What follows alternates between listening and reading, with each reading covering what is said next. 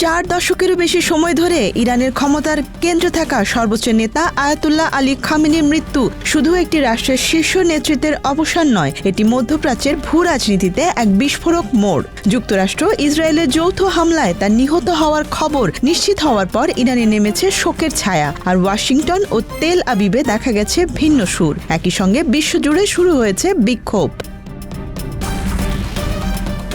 ইরানের রাষ্ট্রীয় সংবাদ মাধ্যম তাসনিম নিউজ এজেন্সি ও ফার্স নিউজ এজেন্সি আনুষ্ঠানিকভাবে খামেনির মৃত্যু খবর প্রচার করেছে।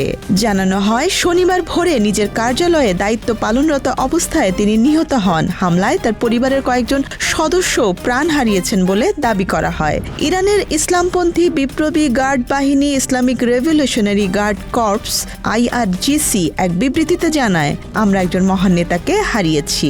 ইরানি জাতির প্রতিশোধের হাত তাদের ছাড়বে না। বিবৃতিতে যুক্তরাষ্ট্র ও ইসরায়েলকে নিষ্ঠুর সন্ত্রাসী আখ্যা দেয়া হয়। ইরানি সরকার 40 দিনের রাষ্ট্রীয় শোক ও 7 দিনের সরকারি ছুটি ঘোষণা করেছে। রাজধানী তেহরান, মাশহাদ, সিরাজ সহ বিভিন্ন শহরে লাখো মানুষ কালো পোশাকে রাজপথে নেমে শোক মিছিল করেছে। মাশহাদের ইমাম রেজার মাজারে কান্নায় ভেঙে পড়ার দৃশ্য সম্প্রচার করেছে রাষ্ট্রীয় টিভি। তবে একই সময়ে সামাজিক মাধ্যমে কিছু শহরে সীমিত উদযাপনের ভিডিও ছড়িয়ে পড়ে, যা ইরানের ভেতরে বিভক্ত বাস্তবতাকে সামনে আনে।